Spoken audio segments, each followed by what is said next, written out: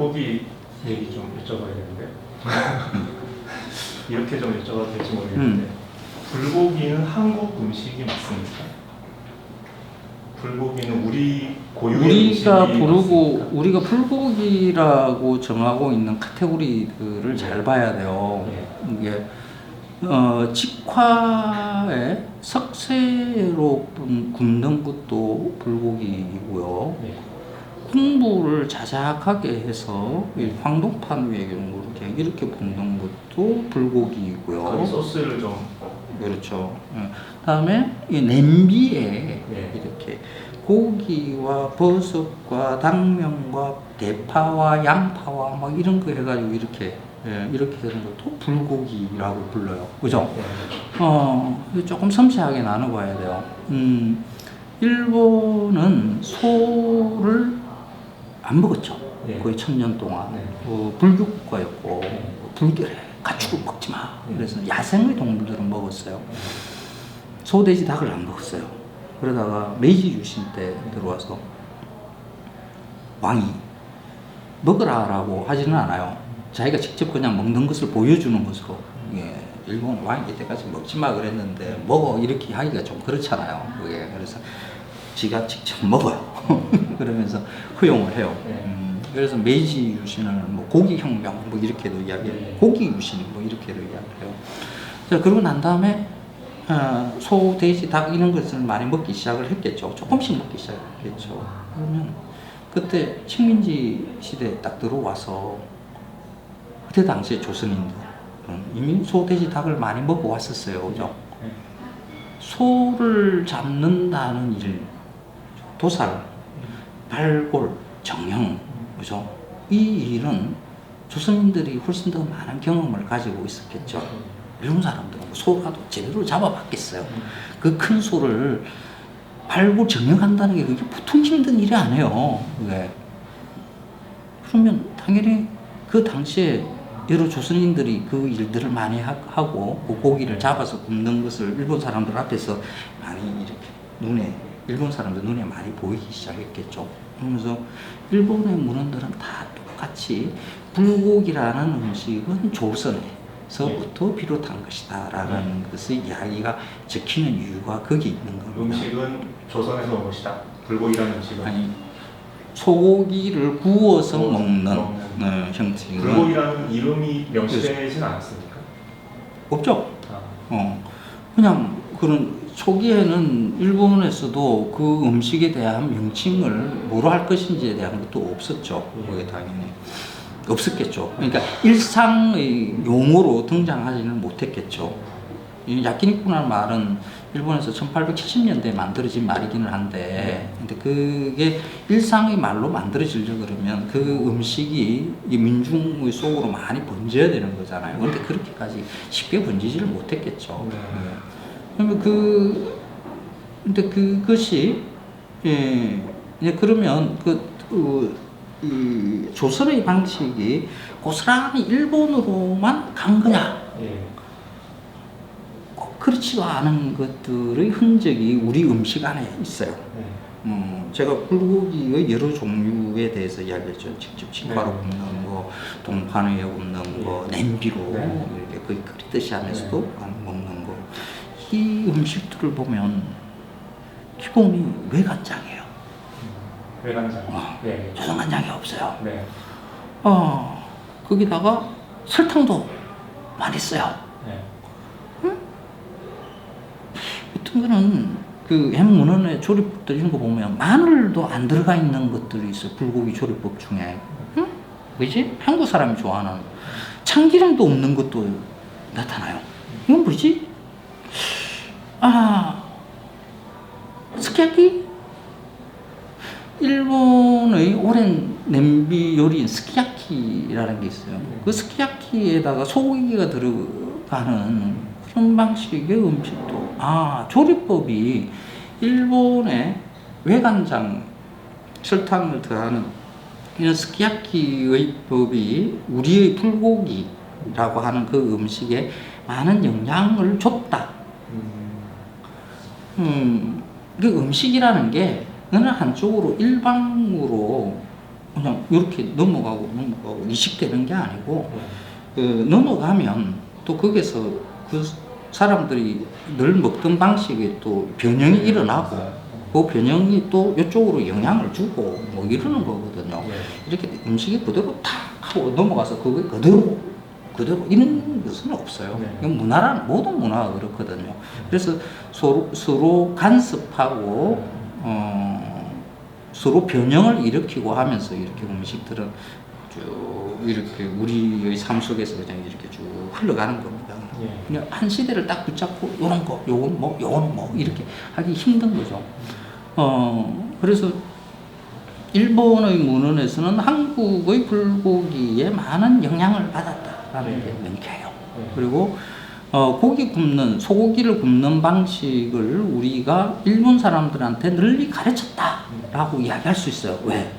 소를 도살하고 발골하고 정령하고 소 내장을 먹는 법, 뭐 이런 거, 돼지의 내장을 먹는 법, 뭐 이런 것들 우리가 더 훨씬 능수능란하게 오랫동안 해왔으니까 당연히 많은 영향을 미친 거 맞죠?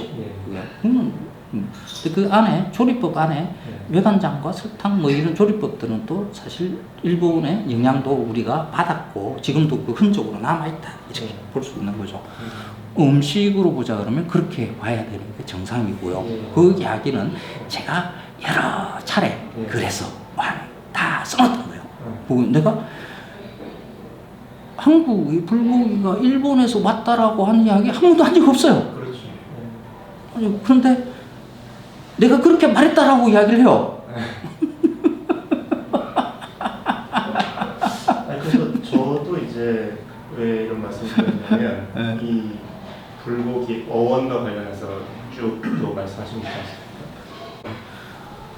닭광을 단무지라고 하는 거, 뭐 이런 것들, 그걸 순화어라 그러죠. 많은 순화어들이 있어요. 일본 말을 우리 말로 바꾼 거, 이거 뭐 종류가 어마어마하게 많죠. 와리바시, 젓가락, 나무 젓가락, 요지, 이쑤시개, 뭐 이런 것들은 뭐, 그 중에 하나다. 이게 친일인가요? 있을까요? 스시의 번안어가 초밥이다. 번안, 친일인가요? 그 사실을 이야기하는 게 친일이 되나요? 왜 이럴까요? 음식과 관련되는 수많은 일본의 번안 작업들이 있었는데, 불고기도 그 중에 하나일 수 있다라고 이야기하는 것을 두고, 왜 우리는 이렇게 화가 나고 너무 이 화를 주체할 바를 몰라서 저렇게 말하는 것은 친일이야 라고 딱지를 붙이고 싶어 하는 걸까요? 그러니까 이게 또 그렇게 말씀하신 이유는 또 여러 학자들이 이 조업법이 굉장히 좀 예외적이라고 말씀하신 거잖아요. 불 플러스 고기라는 저 평안도 방언이 있었다. 이런 주장도 있었고 그런 부분들도 계속 지금 이제 아니다라고 말씀하시는 거죠. 근거가 없어요. 일단 불고기라는 말이 우리 은중에 의해서 자연스럽게 만들어지려고 하면 그와 유사한 말들도 만들어져야 되거든요. 떡을 불에 구워서 먹는 일 많아요. 떡꼬치구이 뭐 이런 것들 있죠. 그러면 그걸 불떡이라고 불러야 되고요. 군만두 불에 빚었으니까 군만두는 불만두라고 부를 수도 있었을 거고요. 군고구마를 불고구마 이렇게 군밤을 불밤 많죠. 그러니까 불로 조리되는 직화로 굽고 하는 뭐 이런 종류의 것에 불이라는 것을 단어를 붙이는 것들도 많이 존재를 해야 불고기라는 말은 은중에 의해서 자연스럽게 만들어진 것이다라고 이렇게 말할 수가 있는 거죠. 그 불고기라는 말은 굉장히 특이해요. 특수하죠. 불자에다 고기 이런 조합으로 만들어진 글자가 존재하지 않아요. 그래서 은중이 자연스럽게 만들었다라고 하기에는 사실 보기가 근거가 희박한 거죠. 그리고 그 서울대 명예교수를 지낸 이기문 씨라고 할게요. 예. 이기문 씨의 주장에 씨라고 하지 맙시다. 교수라고 합시다. 그 이기문 교수의 주장에 의하면 평양, 넓게는 평안도 지역의 방언이다. 예. 사실 그게 그 불고기가 우리 은중이 만들어낸 말이다라는 것의 가장 중요한 핵심의 말이에요. 모든 불고기와 관련되는 그게 원래 있던 말이다라는 주장의 근거는 이기문 교수에서부터 비롯해요. 이기문 교수가 평북 정주 출신이에요. 평안도 평북이지만 아까 평안도입니다. 거기서 어린 시절을 보냈기는 해요. 1930년생인가 뭐 그래요. 그리고 1954년인가 53년에 서울대학교를 졸업을 해요. 그래서 평양에 대한 기억이라는 것은 아주 어릴 때 가봤는지 안 가봤는지는 저는 기억이 뭐 거기에 대한 기록이 없어요. 그러니까 그분이 그러니까 평북의 어린 시절을 보낸 것은 맞아요. 어린 시절에 주워 들었다 어디서 그거거든요. 이기문 교수의 주장은 어릴 때 어디서 들었다라는 거예요. 그게 다예요. 평안도 사투리로 어디서 들었다라는 게 그게 전부예요. 이기문 교수의 주장은. 묻는 자료 아무것도 없어요. 근거가 없어요. 그거는 학문적 가치가 없는 정언이에요. 나도 그러면 어디 가서 나는 옛날에 마산에서 어릴 때 내가 초등학교 때 아니야 초등학교 뭐 한 3살 때 4살 때 불고기라는 말을 들었어. 왜 학문적 가치를 가질까요? 그게 학문적인 가치로 토론할 대상은 문헌적 사료가 우선이에요. 그 문헌적 사료 그거 있잖아요. 자료가 있어요. 1930년대 평양에서 어떤 말로 그 소고기의 구이를 이르렀는가, 어떤 말로 했는가 하는 것은 이효석 선생이 아주 자세하게 설명을 해놨어요. 이효석 선생은 1934년에 평양에 교사 숭실 전문의 교사로 취임을 해요. 거기서 평양에서 살아요. 1939년에 여성이라는 신문에 평양의 여러 풍물들, 평양에서 먹는 음식들에 대한 글을 써요. 그러니까 1939년에 그 이호석 선생이 글을 쓸 시점에서는 평양에서의 상기간이 4-5년 정도 돼요. 평양에 우연히 한번 가서 본 것도 아니고 어디서 어릴 때 주워 들은 것도 아니고 평양에서 4-5년을 살면서 그 평양 사람들이 그 소고기를 구워서 먹는 그 형태의 음식을 어떻게 말을 했는가 하는 것이 그냥 그 기록에 딱 와 있어요. 그러니까 1930년대 중후반에 평양에서 그 소고기 구이를 뭐라고 이르는가 하는 것에 가장 명료한 자료예요. 그 자료에 이렇게 돼 있어요. 평양 사람들은 야끼니쿠를 먹는다. 쭉 쏘고 난 다음에 마지막에 이 야끼니쿠라는 말이 듣기가 좋지 않아. 그래서 이호석 선생이 이렇게 써요. 다른 말로 고쳐 불러서는 좋겠다. 평양 시민들은 야끼니쿠라는 말 외에 다른 어떤 말도 하고 있지 않다라는 것이 그 문헌에 그냥 존재를 해요. 이호석 선생도 야끼니쿠라는 말밖에 몰랐어요. 4년, 5년 동안 평양에 살면서 그게 어떻게 불고기라는 것이 방언으로 존재했다라는 것의 그 자료 앞에서 이야기를 할 수 있어요? 근거가 되지 않는다. 그렇죠.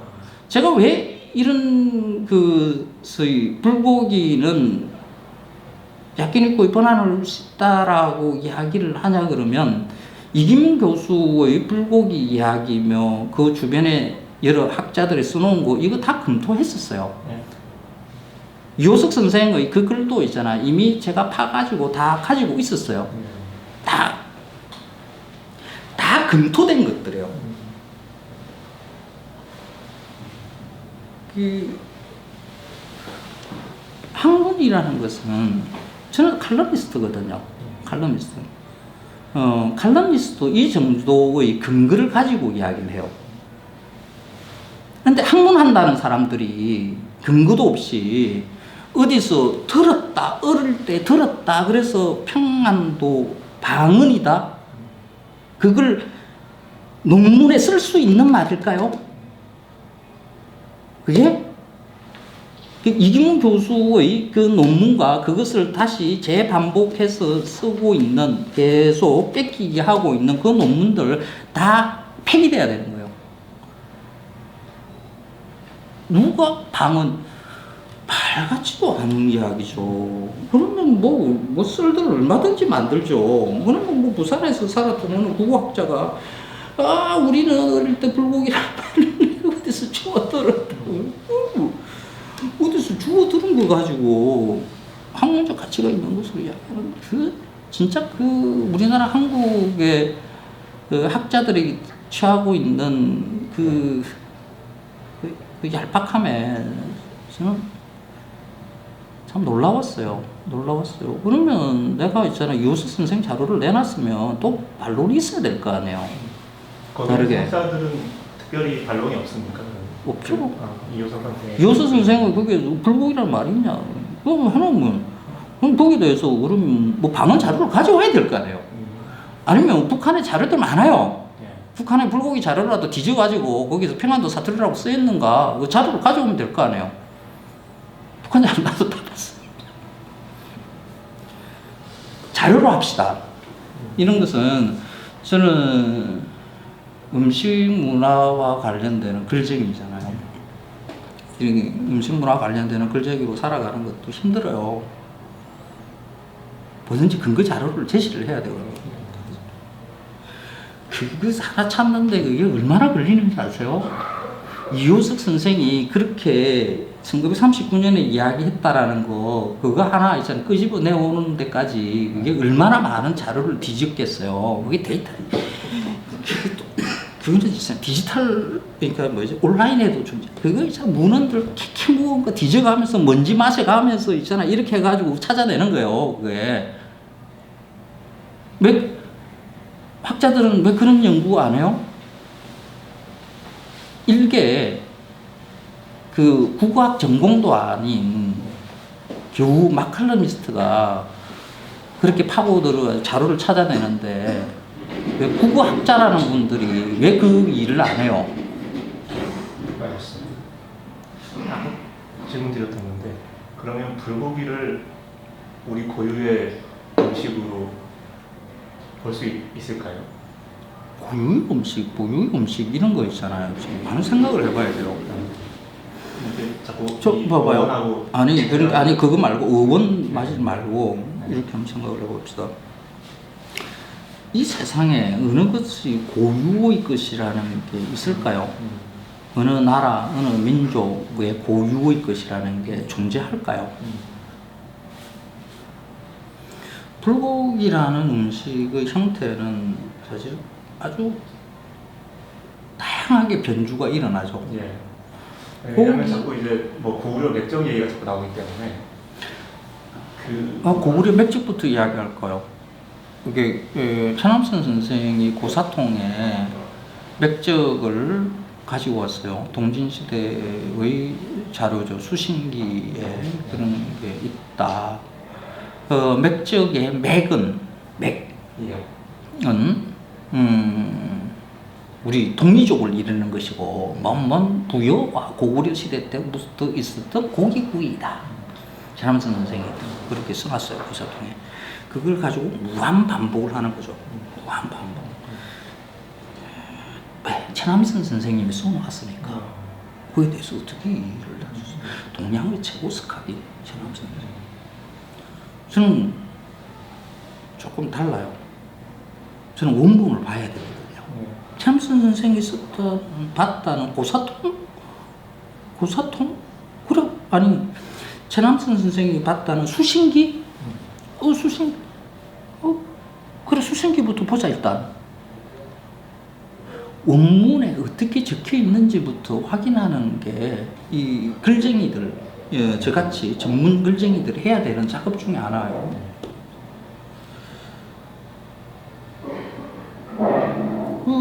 천암선 신암선 선생이 문장에서 그 고사통에서 그냥 안 한 문장이 존재를 하는 거예요. 뭐 보면 또 그런 맥자 적지식냐. 맥적은 적지식냐, 적족이 먹는 음식이다. 이렇게 뚝 써 있어요. 근데 신암선 선생은 이 문장을 고사통에 안 가져와요. 그냥 맥만 잡아요. 적자는 빼버린 거지. 응? 뭐지? 그러면 적을 찾아야 될 거 아니에요. 적이 뭐지? 중국의 또 문헌들 막 드셔야죠. 적족. 중국에는 한족 중심으로 수많은 다양한 민족들이 뭐 번창했다가 사라졌다가 막 이래요. 저 북쪽에 서북쪽에 되게 존재하는 그 집단들 우리가 뭐 무슨 족주기라 할 수 없을 정도의 그런 것을 그냥 뭐 뭉뚱그려 가지고 적 뭐 이렇게도 표현을 하기도 하고 뭐 이래요. 아 구체적으로 적족이 어떤 족속인지를 갖다가 잘 말하기 힘들어요. 대체로 우리 중국 문헌에 우리를 가르친 것은 동, 이, 맥, 뭐 이런 말들이에요. 달라요. 적이라고는 부른 적이 별로 없어요. 거의 없을 거예요 아마. 근데 찾아보면 또 있을 수도 있겠죠. 그런데 거의 없어요. 그러면 이것을 우리 민족의 음식이라고는 보기가 좀 힘들지 않느냐. 이것은 제가 언제 썼죠? 벌써 한 7, 8년 됐어요. 이걸. 꽤 오래된 이야기예요. 제 책에도 있어요. 풀이 수신기. 수신기라는 그 문서를 찾아서 읽으면 참 황당해요. 그냥 귀신 쫓는 이야기예요. 귀신 쫓는 이야기. 사료 가치가 없어요. 하여간 그게, 근데 적족이라는 게 우리 민족일 수 있다라고 고집을 하면서 이거다 그러는 게. 근데 맥자가 붙어 있으니까 그거 아니냐, 우리 거 아니냐 하고 이렇게 또 고집을 할 수 있어요. 근데 그 중국에 한자가 이르는 것에 대한 뭐 사전 같은 거, 성명이라는 그 책자가 있거든요. 고대에 쓰였던 한자에 대한 풀이 책이라고 보면 돼요. 성명에 그렇게 나와 있어요. 맥적에 대한 풀이가 아예 있어요. 맥적이. 고기를 통째로 구워서 칼로 빚어서 먹는 음식. 불고기하고 달라요. 물속에 한번 떠올려 보세요. 저 시베리아 탐사 프로그램이나 뭐 이런 거 저쪽에 몽골이나 뭐 이런 쪽들 이런 거 보면 고기를 통째로 굽거나 쪄가지고 칼 들고 그죠? 이렇게 놓고 이렇게 찍 찢어서 이렇게 보면 이게 맥적이라고 중국의 성명에 그렇게 돼 있어요. 그 정도이겠죠. 4세기 동진시대에 장유를 발라서 지금과 같이, 그때 장유면 4세기경에는 된장간장의 분화도 안 일어났을 때요. 된장간장의 분화가 안 일어났고 죽은 상태의 그런 그걸 발라서 굽고 얇게 점여서 뭐 이렇게 숯불에 굽고 뭐 이런 음식은 상상할 수 없어요. 사실은 이제 뭐 콘텐츠 진흥원 그때 여러 차례 말씀하셨습니다만 불고기 검색하면 맥적부터 거기서도 이제 콘텐츠 진흥원에도 맥적이라는 용어부터 이제 시작을 하는 그런 설명들이 나오지 않습니까? 만약에 그런 것들도 근거가 없다고 만약에 한다면, 그렇죠. 아까 말씀하신 것처럼 우리가 조선시대 때도 여러 가지 다양한 방식으로 소고기를 구워서 먹는 설화맥적 뭐 이런 말 나오죠. 설화적, 예, 설화맥. 뭐 이게 뭐 냄비든 아니면 뭐 황도든 여러 가지 방식으로 구워 먹는 그런 불고기와 유사한 구이 요리가 있었다. 있었죠. 예, 그러니까 모든 소를 키우는 모든 민족들한테 소구이는 있어요. 소구이가.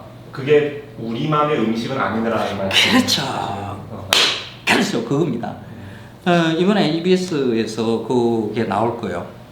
예. 조선에서의 음식, 설화맥적 뭐 이런 것을 나오는 것들, 그게 어떤 음식인가? 우리는 N문헌을 들여다볼 때 우리만의 고유한 무엇을 자꾸 찾으려고 해요. 우리 것이었어 하는 것을 찾으려고 하는 거죠. 그 시각이 음식 문화를 보편적 인류의 역사 안에서 이해하는 것을 방해를 해요. 조선의 설화맥적 이런 것이 뭔가 고기를 얇게 다져서 꼬챙이를 키워서 불에 굽는 것을 물에 담갔다가 꺼냈다가 하는 것을 반복하는 뭐 이렇게 돼 있어요. 그죠? 이게 꼬챙이를 키워서 그걸 굽는데 뭐 불 사르기 안 좋겠죠. 그래서 있잖아 이렇게 담그고 하는 거예요. 그치 타니까 이렇게 하는 거죠. 그게 조선의 문헌에 그 음식에 대한 그 표기가 굉장히 다양하게 존재를 해요. 설리적, 설화맥적, 한 7, 8종류. 왜 이렇게 다양한 표기들이 존재하지? 왜일까요? 이런 것들은, 사실 이런 것들이 인문학적 상상이에요. 왜 하나의 표기로 등장하지 않고 여러 종류의 표기로 등장하는가? 뭐라고 들리기는 들리는데 그것을 표현할 때 들리는 사람마다 다 다르게 표현했다는 거죠. 외래어라는 뜻이죠. 외래어. 한자로 표기하기에 그 뜻글자로 온 게 아니라 소리로 온 것이기 때문에 그것을 표현할 때 다양하게 적힐 수밖에 없는 거죠. 음자로 적은 거라고 보면 되는 거죠. 외래어. 설리적, 설화맥적, 이게 어디서 많이 들어본 말이에요. 이게 뭘까? 사슬적, 아세요? 사슬적. 이게 우리가 제사 지낼 때 꼬챙이로 끼워가지고 이렇게 하는 거 사슬적이죠. 그게 다른 말로 산적이라고 불러요. 사슬적, 산적, 설화맥 같은 게 통일해. 뭐지? 사슬릭. 그죠? 사슬릭이라는 말을 들었는데 그걸 한자로 표현하려고 하니까 설리적, 설화맥 뭐 이런 식으로 적은 것이 아닐까? 그러면 사슬릭 꼬챙이로 끼워가지고 굽는 요리를 모든 지역에 사슬릭이라고 불러요. 풍 열리는 거죠. 자, 사슬릭의 문화권은 유라시아 대륙 전체를 관통을 해요.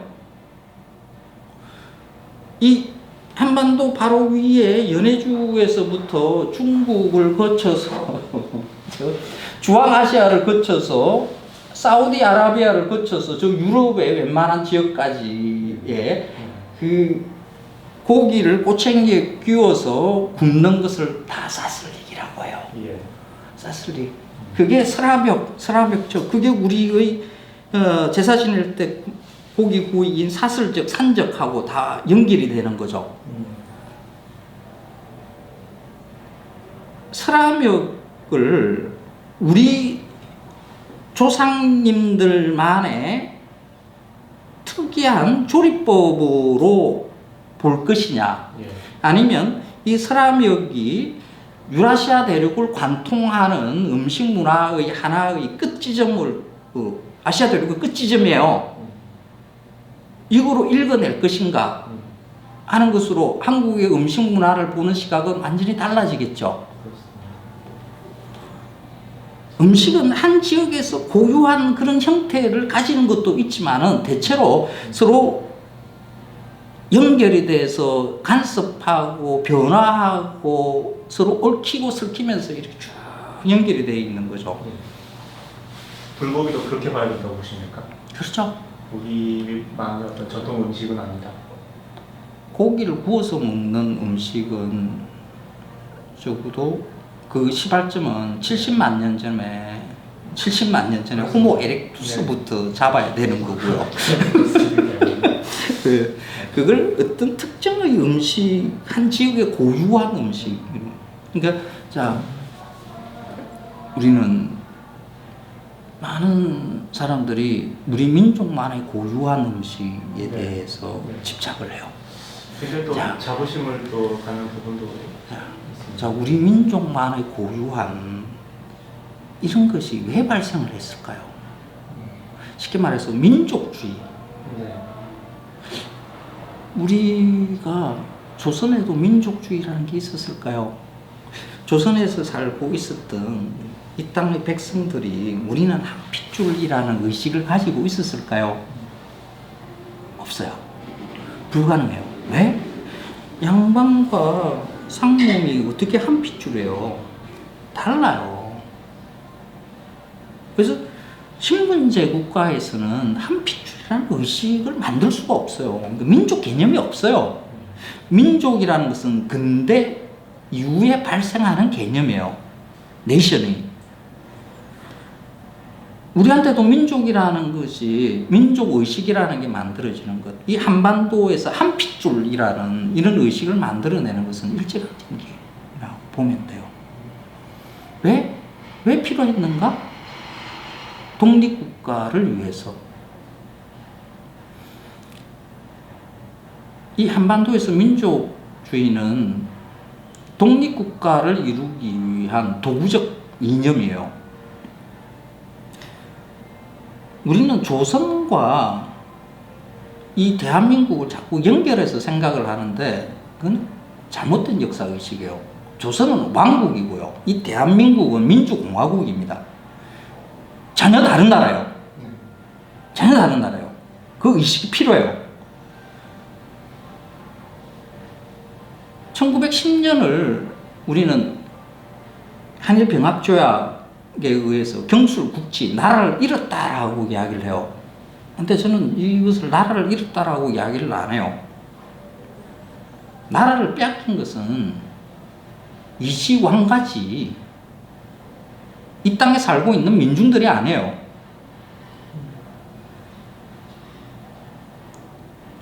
조선은 고종이 황제국으로 선언하면서 제국이 돼요. 자, 황제국을 선언하면서 국제라는 것을 만들어요. 지금은 헌법 같은 거예요. 헌법을 탁 선포를 해요. 나는 황제야. 선포. 그 안에 이 땅과 이 땅에 살고 있는 사람들의 소유권을 거기에다가 명문으로 딱 적어놔요. 500년 동안도 그랬고 지금 앞으로도 이 대한제국은 전제 정치로 이루어지는 것이다라고. 이 땅과 이 땅에 살고 있는 사람들은 다 내 거야. 황제, 고종의 거야 하고 딱 명문으로 해놔요. 주권 없어요. 그냥 황제의 소유물이에요. 이 소유물을 한일병합조약에서 일본의 왕한테 넘겨줘요. 한일병합조약의 기본이 이렇게 시작돼요. 한국의 황제, 대한제국의 황제의 모든 권한을 대일본제국 황제에게 이양함. 권한이 뭐요? 이 땅과 이 땅에 살고 있는 사람들의 소유권을 넘겨주는 거죠. 권리 이양. 정서 한일병합조약의 기본 성격이에요. 팔려나가 일본. 조선 왕의 백성으로 살고 있다가 일본 왕의 신민으로 신분이 바뀐 거예요. 그것밖에 없어요. 백성 입장에서는 바뀐 거 하나도 없어요. 이게 뭐지? 조선의 백성들이 푹 깨달은 거예요. 뭐야 이게? 내 삶이 내게 아니구나. 그래서 지난 8.15 경축하는 날에, 경축식 날에 문재인 대통령이 이 말을 해요. 경술국치는 국민주권을 발생시킨 일이다. 그 이전까지 국민주권이라는 것은 생각해보지 못하고 조선의 왕이 모든 권한을 가지고 있었는데 그게 일본 왕으로 소유권 이전을 하고 보니까 이것은 내 삶도 내 의지대로 살 수 있지 못하는구나 하는 것을 깨닫게 해주는 그 일이 경술국치의 일이에요. 국민주권을 발생시킨 일이 경술국치 때 일어나요. 그러고 난 다음에 그 국민주권에 의한 국가를 만들기 위해서 일어나는 일이 1919년 3.1운동이에요. 그 3.1운동, 자주국가, 자주주권을 이야기하잖아요. 그 3.1운동의 선언문 안에 왕정의 복고가 있습니까? 민주공화정의 시작이 김희독립선언이 기본이고 그 다음 임시정부는 민주공화정으로 시작하는 거죠. 그러니까 조선의 왕국과 대한민국의 임시공화국은 완전히 다른 나라예요. 다른 나라예요. 그걸 자꾸 조선의 왕국의 것을 자꾸 끄집어 와가지고 자꾸 대한민국에다가 덧칠 하지를 말아야 되는 거예요. 그러면 이야기 계속 이어나갑시다. 자, 그러면 우리한테 민족주의 이게 어떻게 해서 그렇게 강화되는가? 왜 필요했었는가? 그때 당시에. 자, 김희동 교수는 우리 자주국임을 선언하고 자주민 뭐 해봤자 일본 놈들이 그게 봐줘야 안 되죠. 총칼로 다 무력화시켜요. 아, 그때 지식인들한테 이제 고민이 발생하기 시작하는 거죠. 독립국가를 이루어야 돼요. 독립국가. 조선의 독립국가. 그런데 다른 여러 나라들 보니까 다 민족 단위로 독립국가를 이루고 있어요. 윌슨도 민족 자결주의를 이야기를 해요. 그러면 독립국가를 이루기 위해서는 이 조선반도에 살고 있는 민중들한테 역사의식, 민족의식을 심어줘야 되는구나. 그래서 민족의식 교육을 해요. 당군을 불려오고 5천년의 장구한 역사에 대해서 역사를 쓰기 시작하는 거죠. 우리 민족은 일본의 지금 식민 지배를 받고 있지만은 그렇지 않고 유구한 역사를 가지고 있는 아주 자랑스러운 민족이라는 것을 계속 심어주는 거죠. 그 안에 이 음식이 있어요. 일상의 것도 자부심을 느끼게 해줘야 될 거 아니에요. 그래서 김치에 대해서 그 김치를 먹으면 외국 사람들도 환장하게 맛있어 하고 우리가 자랑스러운 음식이고 냉면 이거는 외국에 나가면 냉면이 얼마나 먹고 싶은지 몰라. 이런 민족적 자부심을 음식에다 갖다 붙여놨어요. 그게 민족주의라는 게 우리가 추구해야 되는 이데올로기가 아니라 독립국가를 이루기 위한 수단으로서의 도구로서의 이데올로기라는 것을 이해를 해야 돼요. 자, 그러고 난 다음에 우리가 그렇죠. 네. 그러고 난 다음에 자, 해방이 됐잖아요. 독립국가를 이루어요.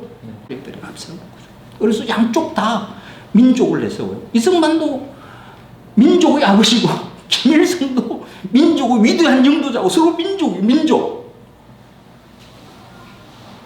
그게 얽힌 거예요. 지금은 민족주의를 버려야 돼요. 민주공화국에서는 민족주의를 앞세우면 극파 소리를 들어요. 인종차별주의로 넘어가요. 우리가 지금 안고 있는 여러 가지 문제들, 국제사회에서의 문제들 한번 머릿속에 들어와 봐요. 그게 지금 외국인 노동자에 대해서 지금 생각하고 있는 거, 난민들에 대해서 지금 생각하고 있는 거, 이거 민주공화국의 정서로는 사실 좀 기묘한 거죠. 우리는 한 핏줄이다. 민족주의인 거죠. 민족은 이 민주공화국의 이 세계, 전 세계 안에서는 폐기해야 되는 거죠. 그런데 이 민족주의를 끊임없이 부추기는 세력이 있어요. 누군가? 대체로 극우 정치인들이죠. 가장 강력하게 이 민족을 자기의 정치 세력을 유지하기 위해서 써먹은 사람이 박정희이죠. 국민교육원장 아직도 저는 외워요. 우리는 민족 중흥의 역사적 사명을 띠고 이 땅에 태어났다. 민족 중흥. 민족파리를 해요.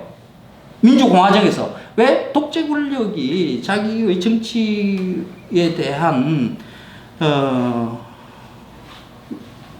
받쳐주는 지지의 틀이 약하기 때문에 민족을 갖다 붙이는 거죠. 그래서 박정희는 유적, 유물 뭐 이런 것에 관심이 뭐 인간문화재 만드는 이런 거 다 박정희 때 만들어져요. 그게 조선이 그 가져와가지고 그게 우리의 전통이다 뭐다 하면서 민족의식을 계속 강화하는 거죠.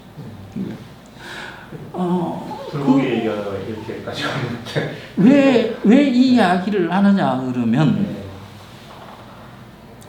우리는 불고기가 어디에서 왔니 어떠니 뭐 이런 것들 있잖아요. 지역적인 것들을 의식을 해가지고 토론하면 안 돼요.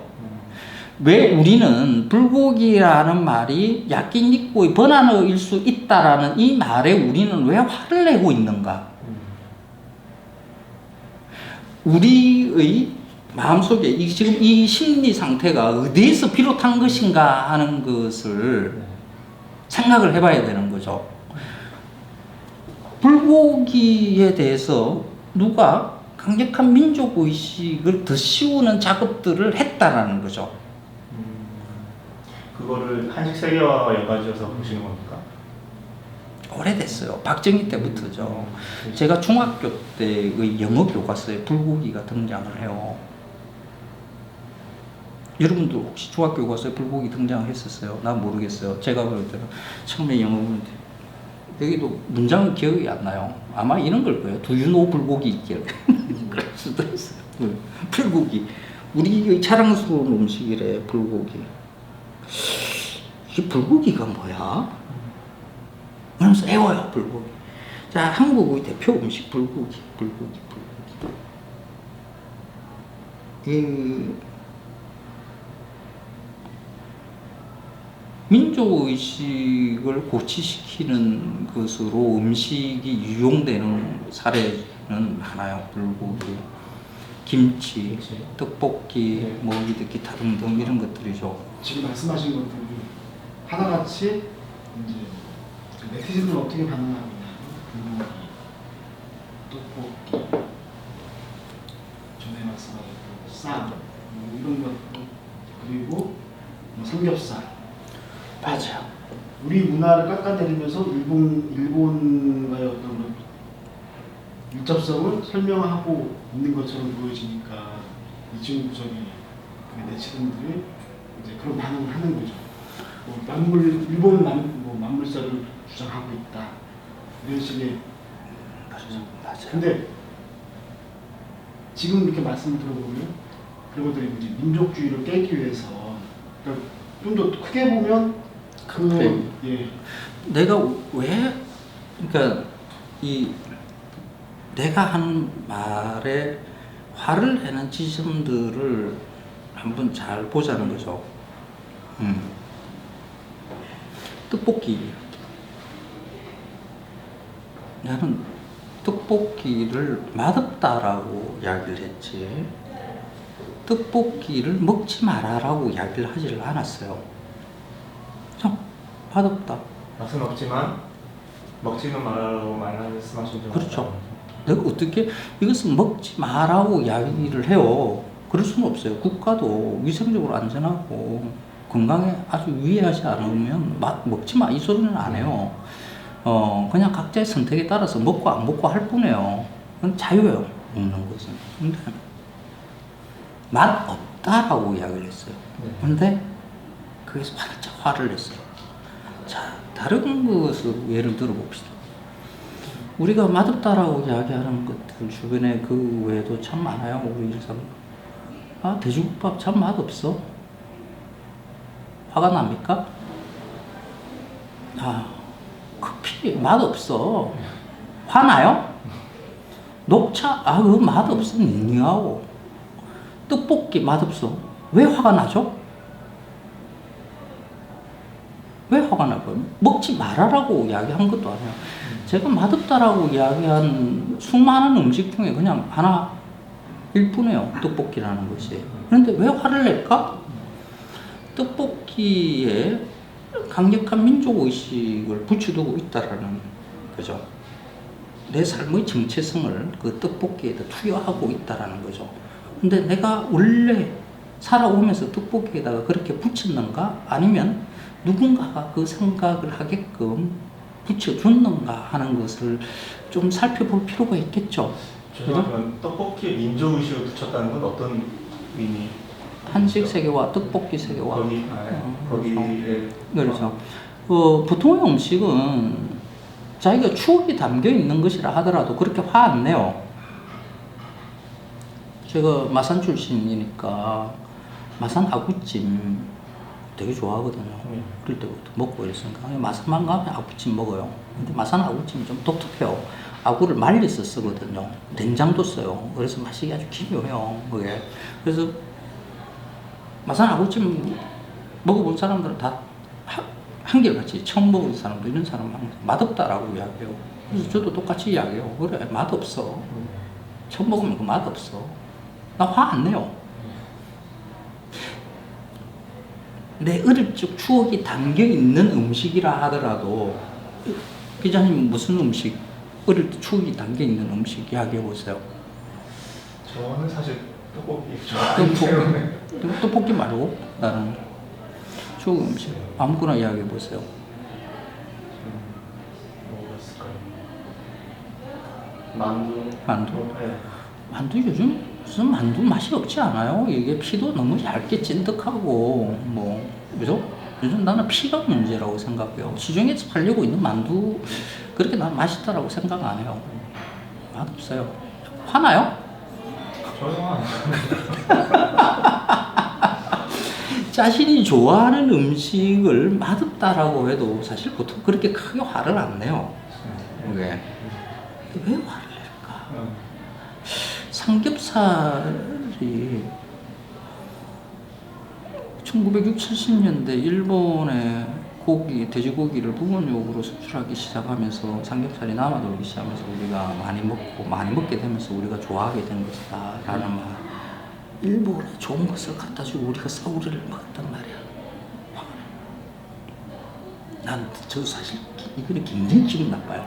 사실. 근데 우리의 그 형편들을 생각을 해보면 그게 더 가슴이 아프죠. 안심등심으로 요리를 하려 그러면 뭐 오븐이라든지 스테이크 뭐 이런 거 구이 뭐 염장하고 햄 만들고 뭐 이런 것들이 좀 고도의 기술이 필요한 거거든요. 그게 우리한테는 그게 안 주어졌던 거죠. 형편이 별로 안 좋았어요.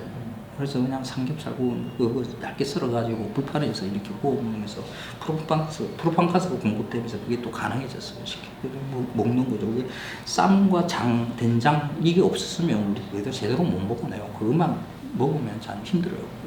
밥하고도 잘 어울려요. 그래서 우리 음식으로 이렇게 안착이 된 거거든요. 근데 그걸 이야기한다는 게 기분 나빠. 왜 그럴까? 대체로 그 음식에 대한 이면들, 제가 이야기하는 그 이면들을 말하거나 그 음식이 맛없다라고 이야기하면 건드려지는 그 대중들의 화. 이것은 사실 그 음식들의 민족주의를 강하게 붙이고 있기 때문에 발생하는 거라고 봐야 돼요. 그 민족주의를 붙여나가는 작업들이 오랫동안 우리한테 박정희 이후부터요. 이승만 때는 사실 그 작업을 할 여유가 없어서 가지고 제대로 못했던 것 같고 계속해서 써먹고 있는 거죠. 그래서 민족주의라고 말씀하시는 그렇죠. 게 한국의 대표 음식이다 이렇게 규정한다는 말씀인가요? 아니면 그러니까 민족주의 붙인다는 게 어떤 의미로 봐요? 이 음식은 우리의 고유한 것이고 우리의 전통을 이어오고 있는 것이고 우리 한국인이 이면 맛있다라고 하는 누구나 보편적으로 먹을 수 있는 그런 음식이요. 한국인에 있어서 한국인이 특별하게 맛있다라고 여기는 그 범주 안에 있는 음식이다 하는 거죠.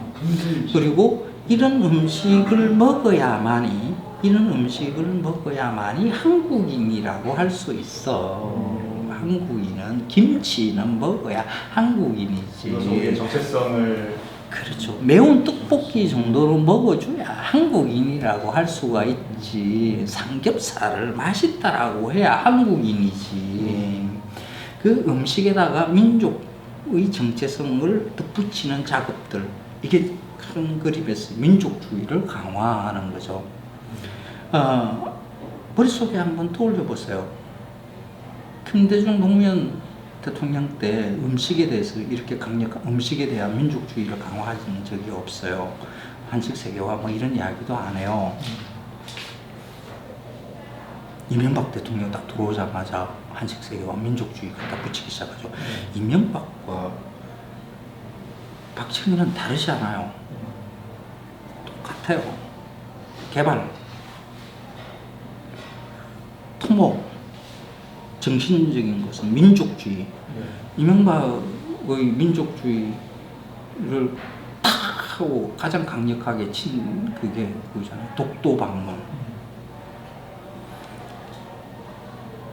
우리 와 독도 방문 박수 칠 일이라고 생각을 하죠. 그 일로 어떤 일이 벌어졌는가를 생각을 해봐야 돼요. 한일 간의 양쪽에 극우 민족주의자들끼리만 신났어요. 신났어요. 극우 민족주의를 부추기기 위한 이벤트로 독도가 한 거예요. 그거는 잘못된 정치 행위예요.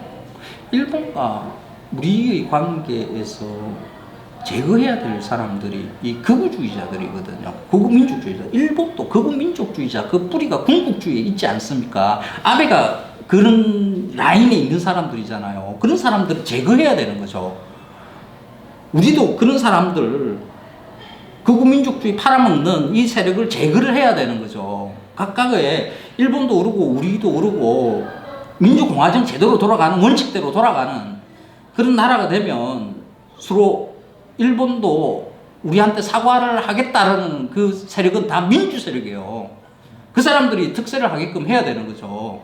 근데 이게 우리 안에서 극우민족주의 막 해봐요. 저쪽에 똑같이 극우민족주의 같이 올라와요. 일본에서 제대로 우리 사과 받아내야 돼요. 그러면 지금의 정치 권력이 존재하지 않게끔 우리도 극우민족주의 앞세우면 안 되는 거예요. 민주 세력이 집권하게끔 우리가 도와야 되는 거예요. 일본을. 정치의 수준으로 보자 그러면 우리가 일본에 비해서 월등히 높아요. 걔네들은 시민혁명 해본 적이 없어요. 우리는 자랑스러운 4.19, 광주, 10월 항쟁, 촛불, 민주혁명을 그 역사를 가지고 있는 전 세계로 보자 그러면 민주화 정도로 보자면 최상급이에요. 최상급. 이번에 문재인 대통령 프랑스 가서 얼마나 큰 자부심을 느껴요. 시민혁명의 나라 프랑스. 우리도 시민혁명의 나라 대한민국. 쪽팔릴 거 하나 없는 아주 당당한 전 세계에 내놓을 수 있는 나라거든요. 일본은 거기에 비하면 시민혁명도 거의 자민당 영구 집권의 그 아주 기묘한 정치 형태를 가지고 있잖아요. 그 정도 수준의 나라이니까 우리가 정상적으로 그 일제강점기 군국주의자들에 의해서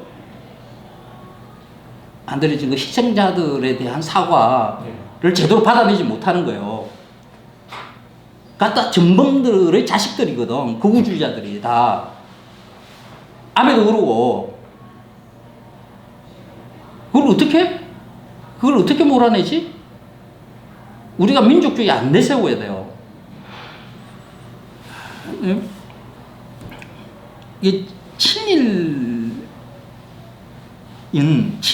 이 대한민국에서 지금, 일본의 극우 민족주의자들을 결집시키고 또 힘을 부각시키는 사람들이 이 지금 대한민국의 신친일이라고 볼 수가 있어요. 그 사람들이 과연 누구일까? 그 백을 보면 참 기묘해요. 진짜 일제강점기의 친일 세력들의 후손들이 그 극우민족주의자들을 근데 저는 이제 박정희예요. 예. 박정희가 만주군 장교였잖아. 친일 중에 친일이잖아요. 예. 왜? 친일 중에 친일이잖아요. 그 박정희가 폭하면 뭐 그 길 뭐 반일의 정설. 얘가 왜 저러지? 왜 저랬지? 그런데 우리가 넘어가면 안 돼요. 우리 일본 그 자체를 미워하면 안 돼요. 일본을 전쟁 국가로 만들고 그 많은 사람들을 희생시킨 그 정치 세력들을 미워하고 그 정치 세력의 다시 그 정치 세력이 집권하지 못하게 만들어야 되는 게 바른 거지. 그러고 나면 일본하고 우리하고 잘 어떻게 지내는가 하는 거, 그 궁리를 해야 되는 게 그게 정상이죠. 뭐 내 전쟁만 하고 살아요, 일본하고. 우리하고 내 전쟁만 하고 살아야 그게 정상인가요? 그게?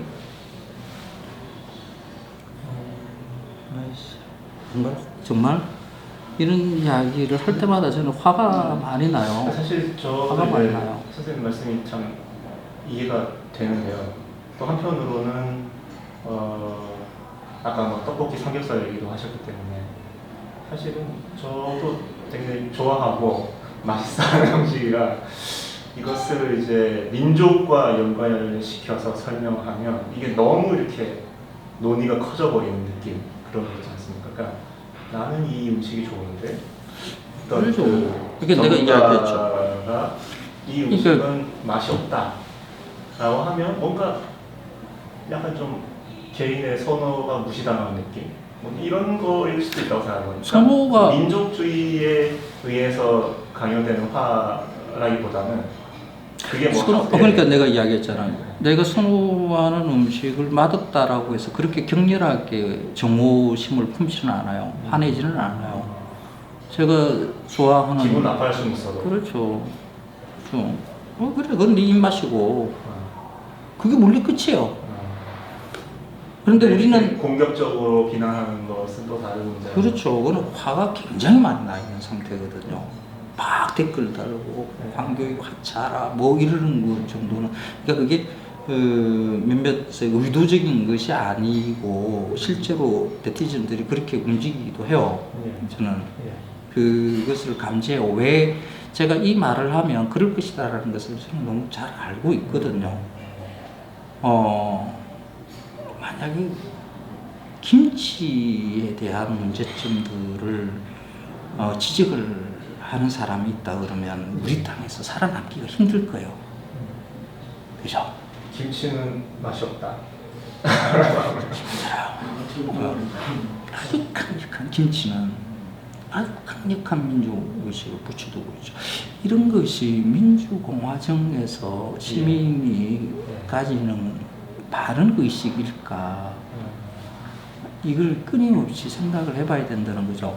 누군가가 나한테 들어와 있는 이 민족의식을 가지고 장난을 칠 수 있을 수 있다. 그걸 늘 경계를 해야 되는 거죠. 깨어있는 시민의식이라는 게 별거 아니에요. 그런 거죠. 주체적으로 내 삶에 대한 생각들을 내가 잘 정리를 해서 누가 뭐라고 하든지 흔들림 없이 내가 모든 상황에 대해서 바른 판단으로 바른 행동을 할 수 있게끔 끝없이 자기 스스로의 감각과 의식을 되느껴보고 되새기는 이런 작업들을 하는 사람이 깨어있는 시민이라고 볼 수가 있어요. 누가 이렇대라고 하면 우르르, 누가 저렇대 그러면 우르르 이렇게 움직이는 것은 우중이라고 그러죠. 정치인들은 이 우중을 원해요. 정치인들은 깨어 있으면 정치인들이 지 마음대로 못해요. 깨어있는 시민은 끊임없이 정치인들 보고 네가 똑바로 하고 있어? 잘하고 있는 거야? 하고 계속해서 뭔가를 간섭을 해요. 또 우중은 그러지 않아요. 간섭 안 해요. 그냥 편가르기. 저거는 이재명 편, 저거는 문재인 편, 저거는 뭐 홍준표 편 이렇게 판가름해가지고 야 이게 판은 이래 너 이쪽으로 어느 쪽으로 붙을래? 오, 와, 뭐 이러는 거 이게 우중 정치거든요. 우리 정치가 이 대한민국이 제대로 운영이 안 돼요. 민주공화정의 대한민국답게 원칙대로 운영되기를 저는 바라고 있는 겁니다. 제가 하는 그 발언들이 불편한 것은 사실이에요. 불편해요. 선생님 스스로도 그렇게 좀 생각하고 계십니까? 사람들이 좀 불편해요. 그거는 제 블로그에도 오래전에 써놓은 글이에요. 제가 하는 발언들이 대중들의 이때까지 들어왔던 그런 이야기와는 많은 차이를 보이기 때문에 많이 불편해할 것이다. 불편하면 화를 내게 돼 있어요. 인지구조화의 한 현상이거든요. 저는 잘 알아요. 저한테 불편해할 분들이 많다는 것을 알고 하는 말이에요. 제가 떡볶이는 맛없다라는 수요미스께서 발언하고 난 다음에 그게 어떤 파장을 몰고 올지 저는 잘 알아요. 알고 한 말이에요. 그러고 난 다음에 나오면서 작가한테 그렇게 부탁을 했죠. 그거 편집하지 마. 그거 꼭 넣어. 꼭 넣어. 필요하다고 생각했어요. 그렇게 하시는 거. 글쟁이의 목적은 제 글이 많은 사람이 읽히고 뭐 훌륭해, 좋아요, 뭐 이런 것들, 이런 것도 하나의 목적이 될 수도 있겠지만은 불편하더라도 새로운 생각들을 하나 만들어주는 일, 이런 것들도 글쟁이가 추구해야 되는 목적이라고 저는 생각을 하거든요. 이런 거죠. 지금 많은 분들이 떡볶이를 먹으면서 황교익을 욕할 거예요. 맛있는데 황교익이 맛없대. 왜? 계속 닦이는 거거든요. 설탕이 굉장히 많이 붙어 있어. 이거는 저도 똑같아요. 떡볶이 한번 딱 입에 대잖아요. 이거 끊지를 못해요. 저도 여러분의 미각과 똑같은 미각을 가지고 있어요. 한번 입 대면 멈추기가 힘들어요. 먹으면서 이걸 왜 맛없다고 그래? 맛없다. 저는 이 생각을 가지게 해준 건 이것만 가지고도 저는 제 목표하는 바를 웬만큼 이뤘다라고 저는 생각을 해요. 다들 떡볶이를 먹으면서 이거는 맛있는 음식이 최고야. 한국 사람들은 이 떡볶이를 다 맛있다라고 하는 유전자를 가지고 있어. 이거는 당연한 거야. 외국 사람들도 맛있다라고 생각한데 우리는 떡볶이를 먹는 사람들이야. 떡볶이를 먹는 한민족, 자랑스러운 한민족이야. 라는 그 생각에다가 떡볶이는 맛없어요. 갑자기 내가 맛있다라고 하는 게 진짜 맛있는 건가 하는 정도의 조금의 의심의 생각을 내가 대중의 머릿속에 넣었잖아요. 저 욕해도 돼요. 황교익이 떡볶이 맛없다. 나는 욕해도 돼요. 왜? 제가 목적하는 바를 이루는 것이 제가 좋은 말만 듣고 황교익이 참 착해요. 황교익이 말은 다 맞아요. 뭐 이런 거하고 관련이 없잖아요. 떡볶이는 맛있다 맛없다라는 것은 이거는 뭐 지식의 문제도 아니고 모든 문제도 아니에요. 그죠? 아무 문제도 아니에요. 그죠? 근데 내가 목적하는 바는 대중의 머릿속에 그런 내가 맛있다라고 생각하는 그 음식에 대해서 의심의 지점을 하나 던져놓은 거거든요. 제가 목적하는 바였어요. 그러면 그면 됐지. 내가 욕 듣는 거 이거는 사실 그렇게 큰 문제는 아니에요. 이거는 나 혼자 감수하면 돼요. 대중이 마음을 다치는 거 아니잖아요. 내가 떡볶이를 맛없다라고 해서 그게 심각하게 마음의 상처를 입었나요? 아니요, 그렇게 상처 안 입어요. 그냥 기분이 나쁜 정도예요. 말씀하신 대로 어떤 개인적인 어떤 화라면 아까 말씀하신 대로 그냥 그렇게 얘기할 수 있다고 하지만 민족주의와 결합돼서 굉장히 엄청난 이런 좀 개인적인 어떤 비난으로 가고 있는 형태도 있지 저는 않습니까? 그게 어차피 그거는 내가 이 정도의 반응이 올 거야 하고 그 떡볶이에 대한 것을 뱉을 때 느낌이 왔죠.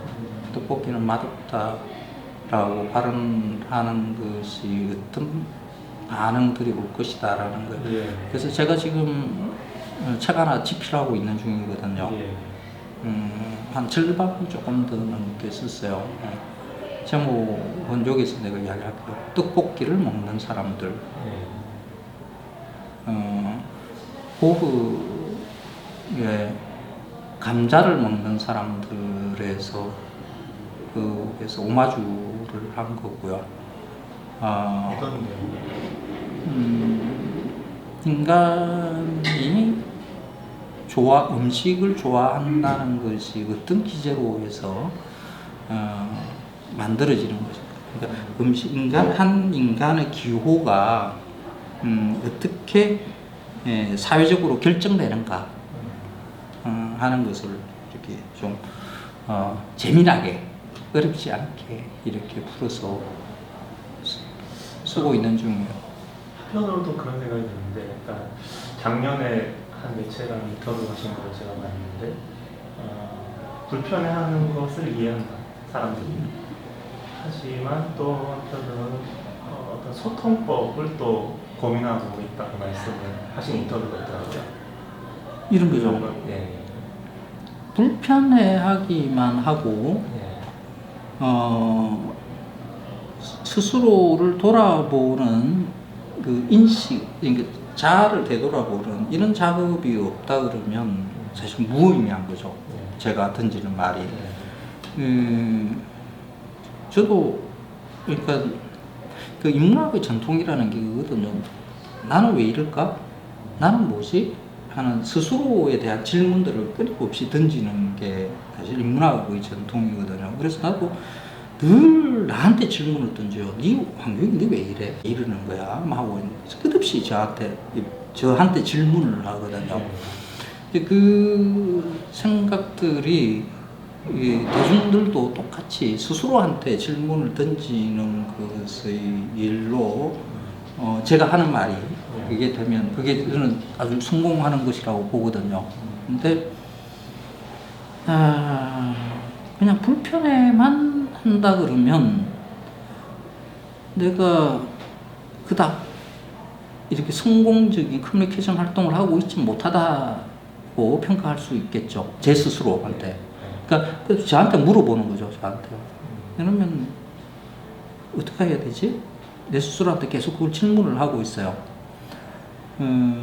편안하게 대화하는 법을 아직까지 그 어떤 경우에서도 잘 이 방법이 괜찮다라고 사실 이렇게 보이는 게 없어요.